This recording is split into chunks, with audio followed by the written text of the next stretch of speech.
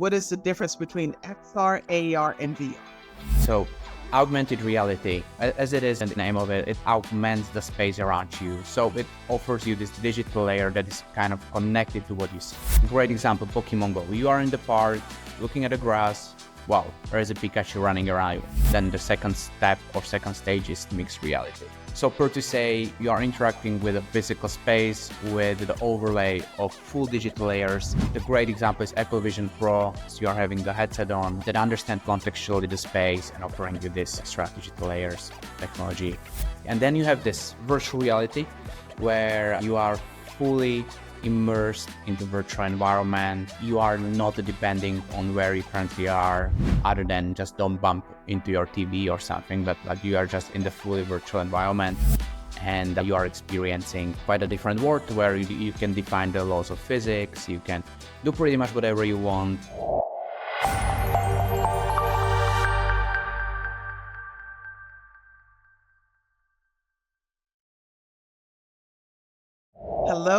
Hello, everyone, and welcome to the 10X Blueprint Podcast. My name is Simone Knight, and I am your host. Today, we have a great conversation headed your way.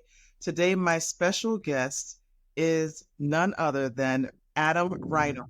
Hi, Adam. How are you? Hey, Simon. Great to be here. Thanks a lot for inviting me. Thank you for joining us on the 10X Blueprint Podcast. So today, we are going to be talking about augmented reality and immersive experiences.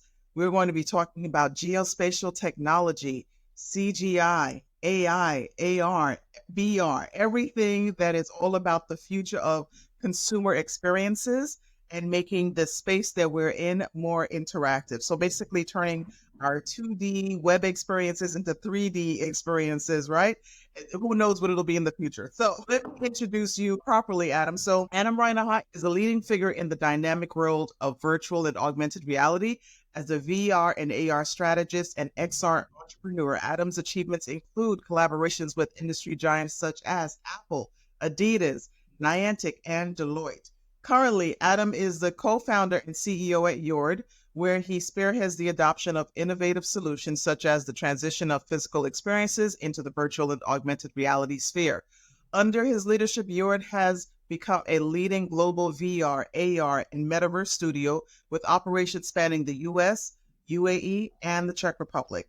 The studio is renowned for its high-end immersive experiences and its provision of expert consulting experiences to businesses of venturing into the immersive reality space. Awesome. I cannot wait to have this discussion with you, Adam, today. So you are based in the Czech Republic. Well, it's a tricky question because I really think about it as a global studio. So we are based all over the place. But the truth is that the headquarters are in Czech Republic, Europe, very central in the heart of Europe. I think like Prague as a city has even like a bigger resonance with the people than Czech Republic itself. We are based here, especially our development, and the reason is quite simple. And that's it, that we have amazing resources when it comes to the developers and designers and combined for the XR space. Because the XR is based on gaming, right? And the Czech Republic has a huge history of being early pioneer in the gaming. So that's the reason that we can offer this world-class quality, but still for, to say, like reasonable conditions.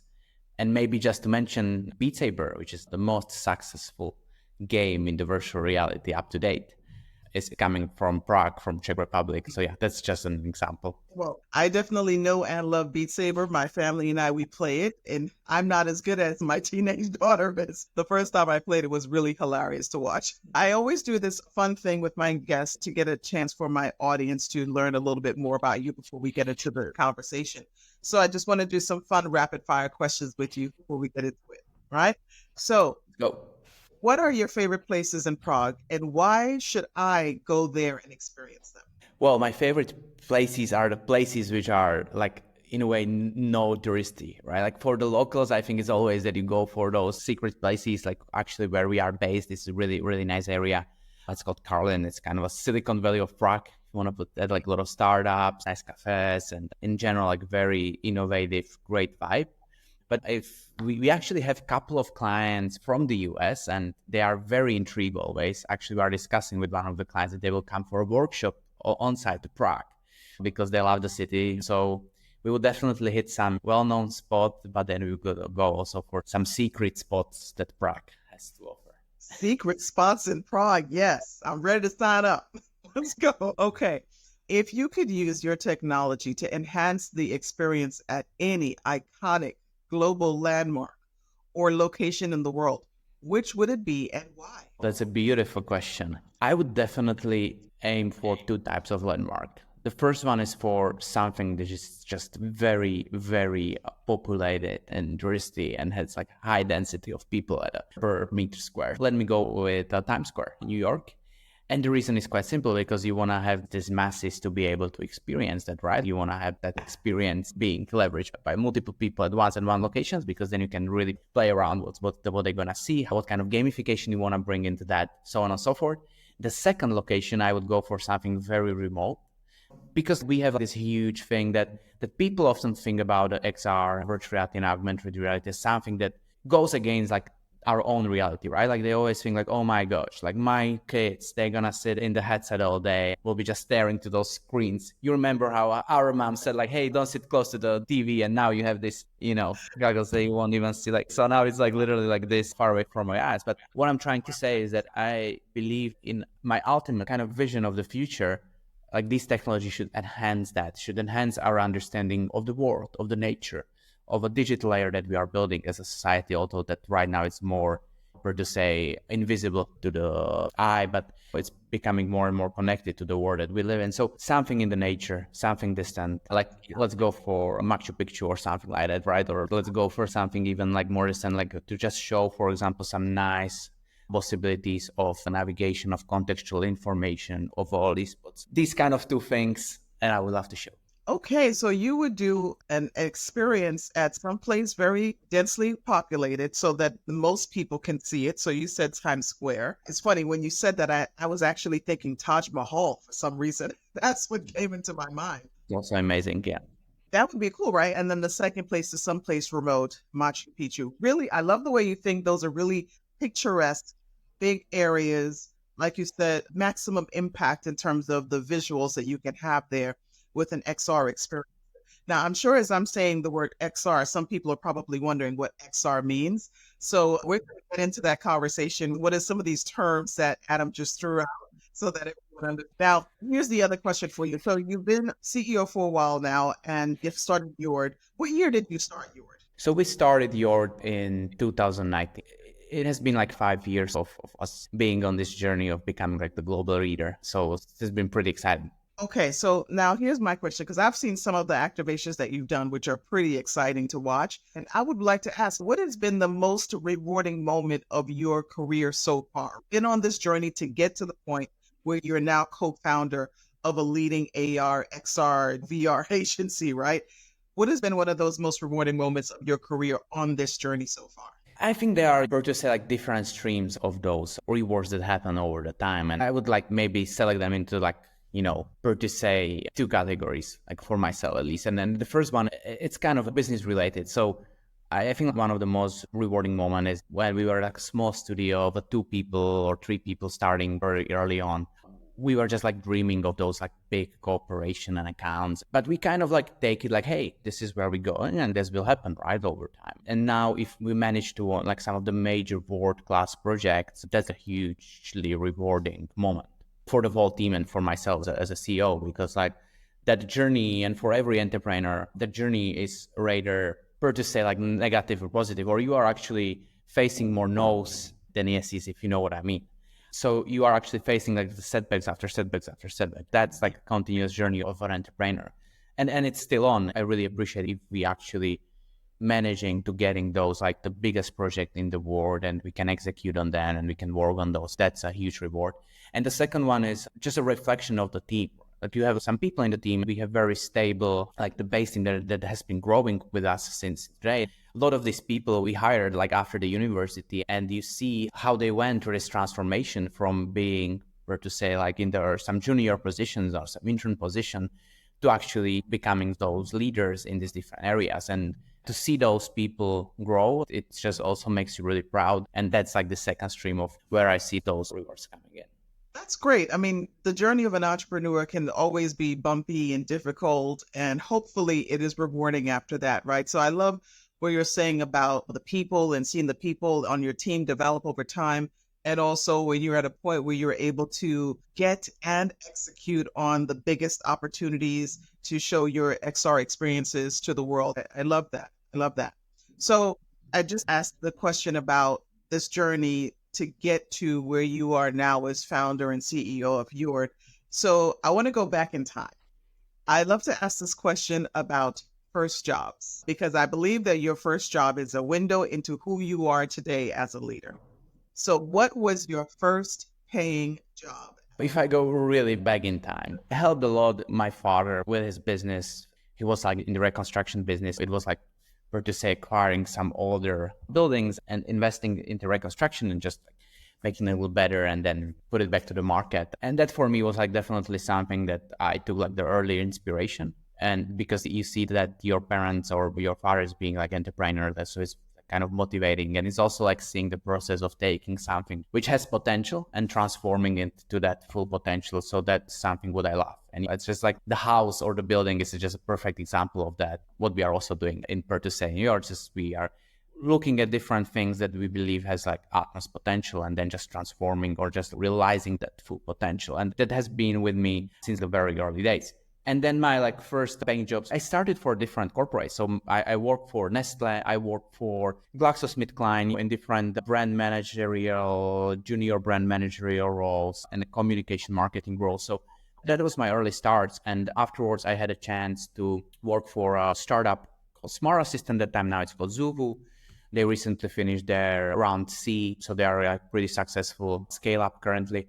And I had a chance with them, like on their behalf, to spend some time in the US. And that was a huge inspiration because, you know, in the US, especially in the Silicon Valley and in those hubs, like you can feel and see, hey, this is going to be the next thing. This is going to be the next innovation. You have this like very entrepreneurial mindset, which was very inspirational to me as well. And I was doing the business development at that role. So it had like a huge impact on how I see the business, right? Like I see a business I'm very like sales/marketing oriented person. And that's what I'm trying to bring to the business. And this is also like the value we are trying to bring to our customers, because we are not that studio that is like, hey, we will develop the experience for you, but we are just trying to understand first your business needs. We are trying to understand what you are trying to solve. And then we see that if immersive technologies are the way to solve it, and sometimes they are not. So this is more like complex approach that we want to offer to our clients and our partners than just saying, hey, let's give us experience and we'll develop it. So of course, it's not always possible in a way, because sometimes you have like very clear structured project already put into order by the client. But sometimes when it's possible, we're trying to also look at it from the business perspective. So if I hear you correctly, what you're saying is that your first job was actually working with your father, right, in the construction business. And that was where you are working on turning nothing into something. Right? That is the construction. You're building and creating something, which is remarkably similar to what you are doing now. You know, I'm working right now in a tangible physics, whereas in the construction industry, you have this kind of elements that are pretty tangible, like bricks, like behind me. But you have to turn bricks into a structure, right? You have the components, but you have to turn it into something. And to me, that's what you are doing in the XR space, is that you are basically recreating an image or turning something from one thing into another thing. It's in this transitory state. So I think my theory still holds true that your first job really does give a window into who you are today. All right. So let's get into it. Let's talk some more about VR, AR, XR, CGI, and geospatial technology. First of all, I want you to define some of these terms. What is XR? What is the difference between XR, AR, and VR?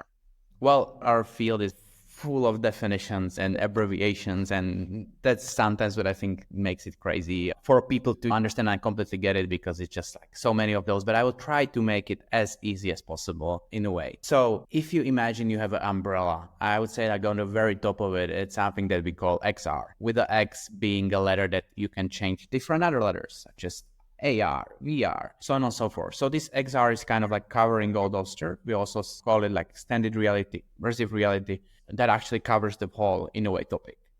Now, I make this a little bit trickier in a way that you have another two umbrellas, which are pretty much the same, in my opinion, because I believe if you really dig deep, there's a lot of marketing kind of fluffiness around that. And the one is Metaverse, which is presenting by Meta. And then we have a spatial computing that is presenting currently by Apple. So Apple, for example, they don't even call their headset like the mixed reality headset or the virtual reality headset, but they call it spatial computer in their name. And of course, that's for me more like the marketing word war. Of course, if you have someone that is just like keen on every word of the definition, they can argue. But if you really go into the structure of how it is adapted, those are similar terms. But let's take this middle umbrella that we have, which is XR, and look at those like the sub technologies that are under that. So augmented reality, as it is in the name of it, it augments the space around you. So it offers you this digital layer that is kind of connected to what you see. Great example, Pokemon Go. You are in the park, looking at the grass. Wow, there is a Pikachu running around. Catch it. So that's augmented reality. Then on the upper scale of immersiveness, so if you are working with a scale of immersiveness, then the second step or second stage is mixed reality. So per to say, you are interacting with a physical space with the overlay of full digital layers.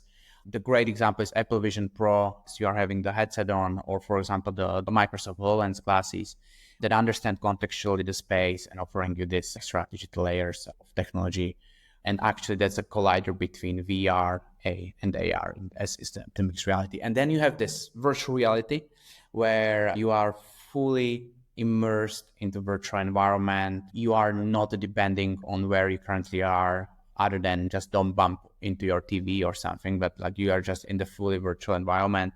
And you are experiencing quite a different world where you can define the laws of physics. You can do pretty much whatever you want. The best example is, I love to use like the movie references or some cultural references. So Ready Player, I think like that's the best example that is out there. So I think that those are great places to start off. So just to sort of recap what you've said, XR is the term that covers all of these different types of technologies. So XR is the umbrella term, as you mentioned, for augmented reality, virtual reality, mixed reality, and spatial computing, right? So that X is a generic. Yeah, like the spatial computing, I would even, as I said, I would put it on the same level as XR. That's like the second umbrella, and Metaverse is the third, and they pretty much are all umbrellas that are like covering those terms. So you can imagine that kind of structure. I think that that's good. And I love the examples that you gave. Ready Player One is a game I think a lot of people are familiar with to understand what VR means. It is that fully immersive space where you are not seeing your current surroundings at all. You have the goggles on and that's it. And you're interacting in this world, right? This metaverse in some case, right? You have the Apple Vision Pro, which is the mixed reality. So you have this layer of digital layered on top of actual reality, but you are interacting with that space. Yeah, exactly. And as I mentioned, for the Apple, how they work with it, I think this is amazing because, per to say, Simone, you are an expert in this field. So for you to understand, like, from the marketing perspective, how important it is for those companies to fight for those terms. Just imagine that Apple would release a headset and they would say like, hey, we have amazing headset that will help you to get to the metaverse. That would not be possible. They would go against each other, like the marketing wise, because they would be just playing with Meta to kind of agree that the metaverse is the term. And they don't want to do that. Why that they would do that if they can, like in this early on? Well, there is a category of smartphones, which is well established. But in our industry, everything is just forming. And if your biggest competitor in that space or the leading company in that space rename itself to the Meta Group because they are building the future of metaverse, or then you as their competitor, you don't want to play along because it's not decided who's gonna be the leader. It's not decided how it's gonna go. So that's the reason why it can be quite confusing on the market in terms of what is the term to use. And metaverse and the spatial computing are those two umbrellas, which are quietly like new terms, but they kind of mean, I guess, an XR because they're covering all of those technologies in a way. I love that you sort of made that plain, that basically what we're doing is we're in the arms race of XR, right? We're in the arms race of extended reality right now for people to see which technology is going to be the primary technology that is adopted by the most users, right? So I would liken that back to the difference between DVDs and the transition from VHS to DVD. And then there was a space that some of us of a certain age may remember where they had the video disc where it was these very large DVDs. Basically, they were the size of a record. Do you remember that? Yeah, you mean like just the tapes, like the big ones? It wasn't just a tape. Oh my gosh. So you don't even know what I'm talking about. That's just how much that technology did not even take off. There was a space between when CDs and DVDs came out, and there were these large video discs, and they were the size of a record. I don't know. I was too young to, I think, realize what the difference in the technology was, but it didn't go anywhere. But this is where we are right now in this arms race in terms of technology to see which is it going to be spatial computing, Apple, or is it going to be the metaverse, Facebook, that is going to actually take off here and then usher us all into this next phase of standardized terms and devices. I think like on the end of the day, maybe if I just can follow up on that, at the end of the day, it's going to be purchase a bot. They will just standardize the category somehow by bumping into each other and trying fight over the users and over this future market. But what is important for us right now and for all the companies and all the people who are watching this podcast, what is important is that there was only Meta in a way, I kind of acknowledge as a strong player, right? But now we have this second giant that joined the battle. So I think that what matters because you cannot have evolution within a strong competition. If you just follow some like basic nature principles by Darwin, right?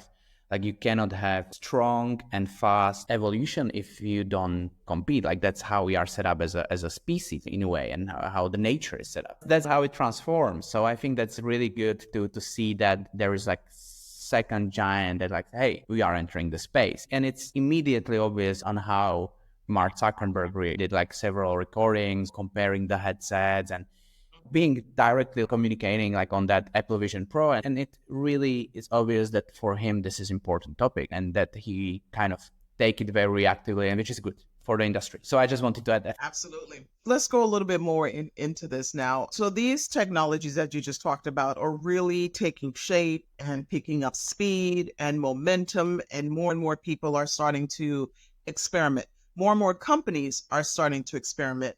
And what I've seen, Adam, is that companies are using these to create these immersive experiences that allow people to interact with their product and their services and their locations in a way that has never happened before. So can you talk about maybe some of the cool activations that are happening in this space? For instance, I've seen that you've done this really cool thing. You mentioned Times Square earlier. I saw you did this really cool gamification activate in Times Square with a major mobile company where it was Christmas time and they had to collect these different items and put them into like a storefront and make like a Christmas decoration type thing. And you have people out there physically using their phones to move something in space. It is completely spatial technology, right? But they stopped, they interacted, they played with the brand, they shared the content, they really put it out there on social media. And this is a whole nother level of quote unquote engagement in a brand. So can you talk a little bit more about some of the cool activations that you see in this space with geospatial technology and augmented reality, right? Where these two things meet and what people are doing.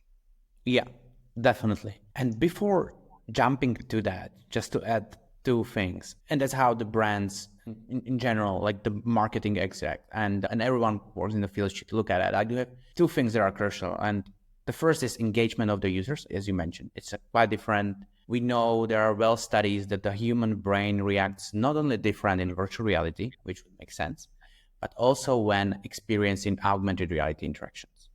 So we know there are like different centers being activated. There is like a higher remembrance rate. Also for these AR experiences, the reason is simple. The brain understands that the object which is not in that space, you see that in the space. So for the brain, it's kind of new and it's trying to understand. So the user engagement. And the second thing, which is really important, it's a whole new communication stream marketing channel in a way that if you think about it, you have like the whole world and the cities and the landscapes for you to put there your content and interact with the users almost unlimited time, right? And let me just give you an example, and that also coming back to like what are some cool activations that we see. It's like Gorillaz AR concert in New York that was actually using the geospatial technology. So you went to Times Square with the help of a little firefly that was appearing in front of mobile. You just scan your surroundings. The mobile understood, okay, this is where I am. This is how I should set up the experience.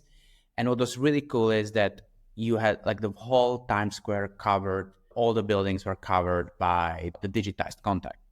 So what the user looking at was, all these screens that you have at Times Square with like the branded advertising with a couple of seconds, like cost you thousands or 10,000s of dollars. So they had like all for themselves, just enjoying the Gorillaz concert where the main character was sitting just like over the stairs and on Times Square. And the other characters were all around the building. But just imagine that in that sense, while having this experience, they took the whole attention to that particular moment for that particular user, not paying a single dollar for those banners. And for them, it was a Gorillaz, right? They didn't necessarily seek to put attention on some commercials, so on and so forth, but like in a way, how they did it is that they put attention on themselves, on the most active when it comes to like number of out of on display commercials, put a focus on themselves. So this is something how the brand managers and the marketing departments can think about those technologies in a way that it offers them a new level of possibilities of, as you said, engagement with those users. So let me just tap into that for a second. So you're saying, which is pretty funny because it sounds like the Gorillaz did some guerrilla marketing, right? Unintended. So essentially they used Times Square as their promotional space without having to pay Times Square promotional fees by using this geospatial technology to map the space with their phone and engage the viewer, the listener, the concert goer, their fans into this experience to transform one of the world's largest iconic spaces into a promotional platform for their concert, which I think is fantastic. Yeah, that's just purely amazing. And this is what those technologies like in the long term will have to offer. And if you think about it, purely rational perspective, right? Like just what you would pay for those space. What is the price you would pay to get every screen on Times Square? Oh, I have an idea because my team has done more than one Times Square takeovers. So I know. I definitely know you. I'm just like asking it on purpose because I know that a lot of people who will listen to this podcast interact with those. And I would be able to put up the price, which would be pretty massive, And then I ask him like, okay, so if I tell you like, I will give you like the whole Times Square for just like a small percentage of the cost with extra interactions. And of course, then we can speak about, hey, the user needs a mobile, they need to go through a certain extra steps. So it's not like you go to the Times Square and you immediately see those things flying around you. But you are also very selective, right? Like, because you have seen like so many of those so many times that it's like the impact that they have on you is like fairly limited to the impact that it has when you have this kind of experiences where you have this kind of at least that longer focus time. And when we're speaking about like the younger generation, Gen Z, Gen Alpha, this is like a crucial because those guys, and it's decreasing over the time. It's different for millennials or baby boomers, Gen Alpha and Gen Z, and that's like the focus attention span that we have. And that just goes. And then if you have that chance to have that experience where they actually are willing to focus a bit more because it's something new and something going on and something to interact with and it feels somehow personalized, then that's a superior experience. And that's why we are saying those technologies of XR, spatial computing, are becoming like the future interface of the internet or of the web, right? So because it will just offer this new digital engagement, especially for those younger generation that are being born and raised with a high level of technology engagement and skill set. So if you mention it as well, that if you play the Beat Saber, right, it's different. We do a lot of conference. From time to time, we have like the smaller kids coming around and it's like, hey, for example, just visiting the parents in conference or something and just want to try the headset. Or we have also like some of our families and you can see like how super fast they are in adaptation. It's almost scary. It's like you don't understand how they can understand it so well. This is for me mind blowing. I don't get it in a way how fast they can use that headset, you know. Well, they're basically born with the technology, right? So these kids being born now, they're born with AI.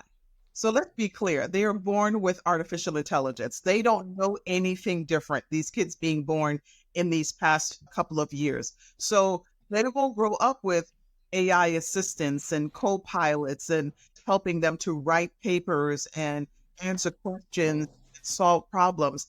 And I know that some people have a lot of problem with that. Oh my God, our children are getting less and less intelligent. And it's not necessarily the case.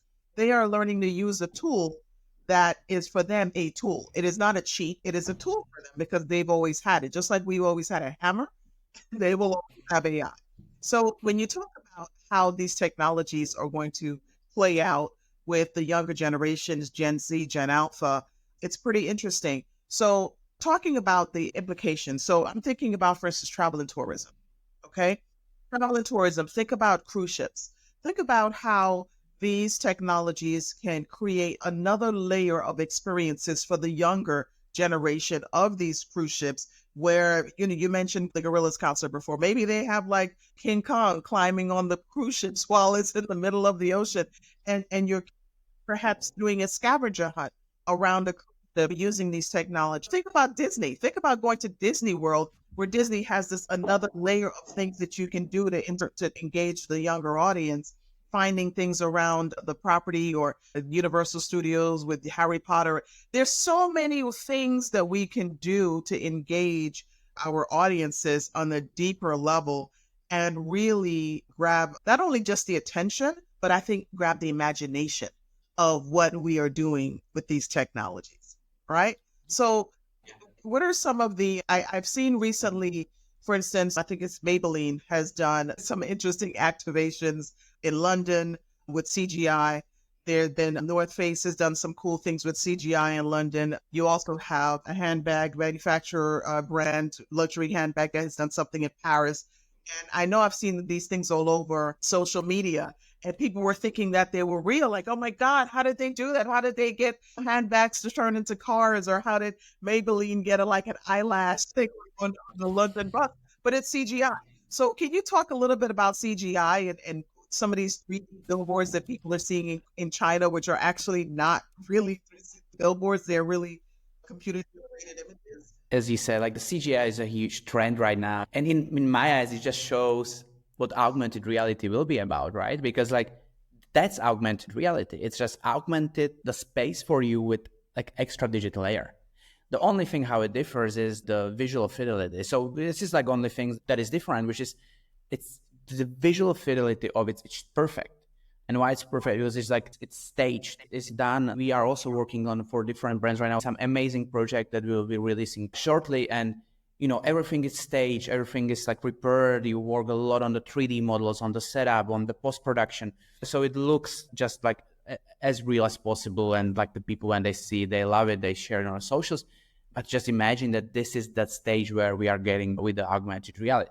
So it's just giving you, that's a trailer, you know, the CGI is a trailer for what augmented reality will be about. And what we are waiting for is just like the hardware to get a bit better, the processing power, the visual, or to say power. So there's like a lot of hardware challenges that in when we're speaking about the pure infrastructure and setup of those glasses and then devices that we need to have over time.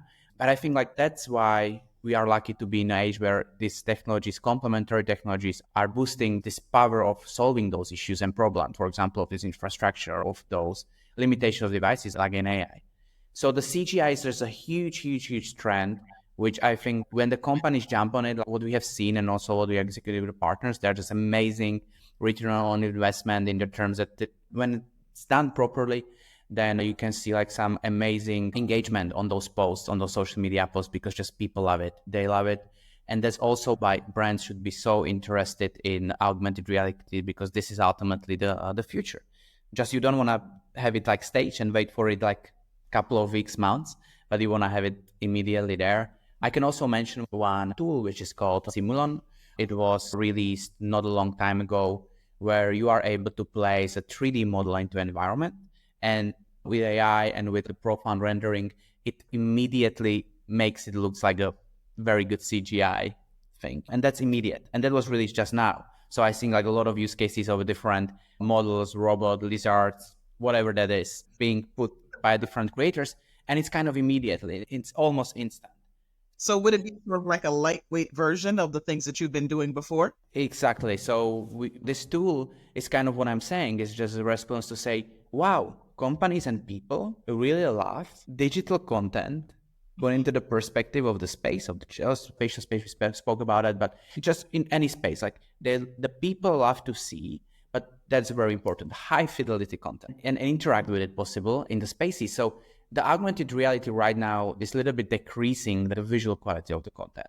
And that's like the main difference. But ultimately, we will get there. We will get to the point where we will be having this kind of content in augmented reality, and people will just love to interact with it and will be happy to interact with it. So yeah, I'm looking forward to that. So you brought up a few things there I want to sort of double click on. The technology is moving so quickly and something new just came out again, right? So there's got to be some challenges there. And I would love to understand what are some of the challenges or opportunities that you've seen in terms of the adoption of these technologies while you're in the midst of creating and rolling out? This is like highly experimental field in a way, and it's still fair, although it's old in a way, it's virtual headset or somewhere in the 1968 or something like that, right? So it's not a new topic, but given the progress of the technology, it's fairly new how we are adapting it, right? Like I think only now we are approaching some standardized natural adoption of those technologies.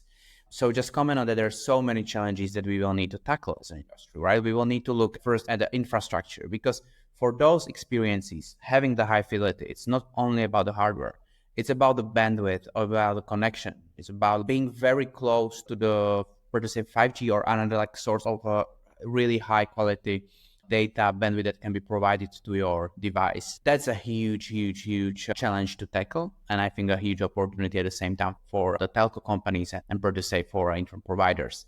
The second one is hardware. So we need to get to the hardware where we have a really beautiful glasses to wear on and we are proud to wear them. Like, for example, like beautiful glasses you have, and where you can stream the content into that, or actually even like second step, having those smart lenses. So I think this is a huge kind of challenge, because we know that at a certain time we are getting to the smallest possible sizes of the microchips, and then same time we are expecting a huge performance. So you want something that is light and you want something that performs super well.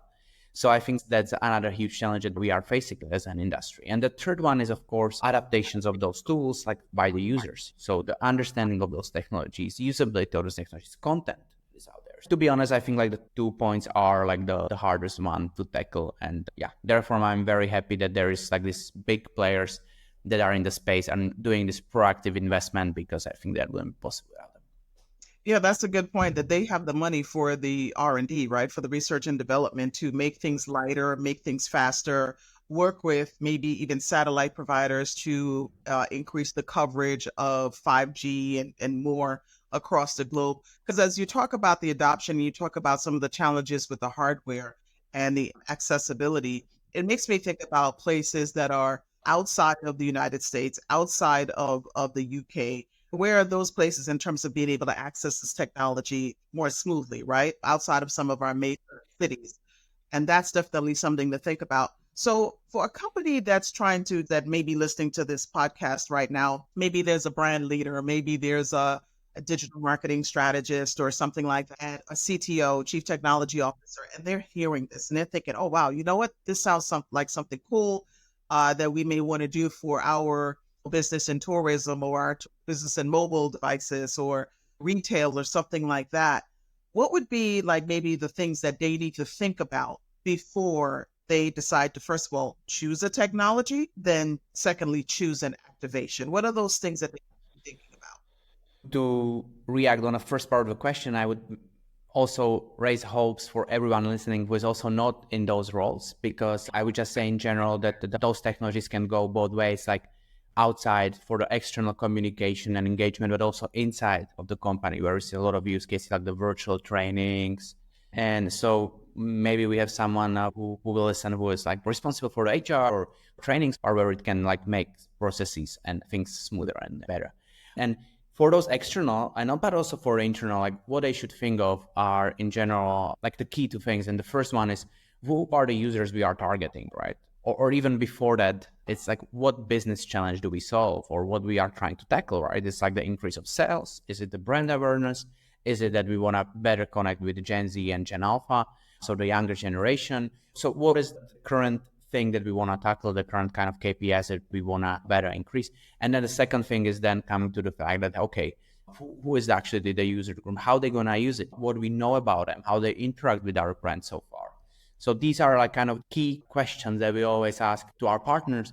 And we usually, what we do is that, because the field is so huge and you can do, I don't want to say the wrong step, but you can save some time by consulting with someone who has been in the field. You can save some time and resources by doing those efficient steps. So what I would say is that, for example, we offer always to our partners like this kind of dedicated workshop where they sit with our CDO, creative director, sometimes myself and other people, like relevant people from the team, to just try to understand their business better and try to understand what we can bring them as a solution. So these kind of dedicated workshops that we do for those companies. And after that, we are offering them like, hey, this is the way of development. Or, for example, you can enter this initiative, like this kind of metaverse, because we know where the users are, we know how to activate them and save some time. So I apologize if I don't give you like the answer that is streamlined, but in a way that's like a more complex process to think about that. Well, what I heard you say is that you need to do some basic strategy, right? What is the problem that you're trying to solve? Figure that first. Then from what you're trying to solve, and then who is main target for this? And those two questions will help you answer what technology is most appropriate for what you're trying to do, I think is what I heard you say. Let me give you an example. You say like, okay, I am a particular brand or I'm a particular retailer based in the US. I want to speak more with the Gen Alpha and Gen Z. I want to increase my sales and my footprint with that generation, but we are running the same marketing campaigns that kind of plus minus work for us. Okay, we do a bit of innovation with like some digital content, but that's it. So what I should do, right? And then we go and we say, okay, so here are the options, right? You can use some metaverse activation, where this metaverse doesn't necessarily need some like virtual purely with a glassy space, right? We are speaking about, let's say, Roblox. We know that in Roblox, these generations are very active in terms of like how they respond on the, if they communicated well and if engaged well, like they respond very well on those activations. We've seen a couple of companies that are very active there or did activations in the past and had positive results. Gucci, for example, with Gucci Garden. We know American Eagle, amazing activation with their new collection. And the people and those users and those kids that go there, and what we can also know from data is that there is a very equal, per to say, like the gender split between the females and males, like in terms of who is playing this game. So it's not like purely that, hey, well, like, okay, boys are playing the game. No, it's very, very equal split. So all of these things, like the brand should kind of access and know to go for it. And one more thing I would just mention is that what we also see is that these new technologies are very, very challenging in terms for the creative. What I mean by that is that we also work with some amazing creative directors, and if you don't know what a technology can and cannot do, it's very hard to create like a new concept, new creative ideas, because you are limited by the knowledge. So for example, how we create creatives or help also big agencies to create creatives for their clients or directly create for the end clients the creative by ourselves, we always combine roles, which is like a very new thing to do. So in our case, it's like we have our CTO with the creative director to prepare the creative for the client, because they need to work together. And also like the creative director has been with us for to say 4 to 5 years. The technology is still so new and the updates are coming almost every month, that they need to have this like very direct connection to the someone who is in that every day. That's just something to mention. I love that you combine the technology person with the creative person in order to get the best possible result. As a consultant, I've definitely seen that in the past where people are limited in terms of what they think they can do based on the technology and where they think it is, right? They don't realize how far it's actually gone. And I love the example that you use of the Roblox game, which has been very popular among the Gen Z Alpha audience. And I've seen lots of activations, definitely in the retail space, fashion space. You mentioned Gucci Garden. I know Bloomingdale's had done a big Metaverse and fashion activation. It's really cool to see those things happen and how people are interacting with those different environments. So wrapping it up from here now, because we're almost at the end of our time, I'd love to just say if people wanted to learn more about YORD and learn more about these XR technologies, how can they do that? I would just in general say that it's for all the especially marketing persons who I will believe will be listening to this podcast. Like I really believe it's vital to engage with those technologies, because I'm saying is I think they will be the future of how we interact with the users and with the next generation. So we both experiment a lot and try to do as many things that, starting with some simple filters on Instagram, going through some like full metaverse activations. I think it's just amazing to go for it and understand how your target audience interacts on those space. Regarding this is exactly what we do. So we are trying to help those brands do those first steps. Actually, our claim is that we are leading businesses into immersive reality, because we know that space is quite complex, and we are trying to bring really what matters and make a positive impact, that if the companies try to do something with us, they see the positive results and want to get into this space, want to invest into this space and entering this new field of the world we live in. So we at YORD, we're always happy to speak with you. As I mentioned, we have a team in the US, in New York, but also in the other parts of the world. So you can always reach out to us and check our projects, because I didn't really speak about the concrete use cases and project. There's many of those in all of those different sub technologies, but you can definitely check that on our website, yordstudio.com, on our or the YouTube channel, Your Studio. We have a lot of visual materials, and please reach out and we'll be more than happy to help or meet in person. Right. Well, fantastic. Adam Rajnoha, co-founder and CEO of YORD Studios. Thank you very much for joining me today on the 10X Blueprint podcast. And for those of you that have not listened to the other podcast episodes, I definitely encourage you to do that, because I think the combination of knowledge that we are sharing across each of the different episodes definitely build a body of work that allow you to take your business further, faster for 10X growth. Until next time, I'm Simone Knight, and I'll see you soon. Thank you very much for having me.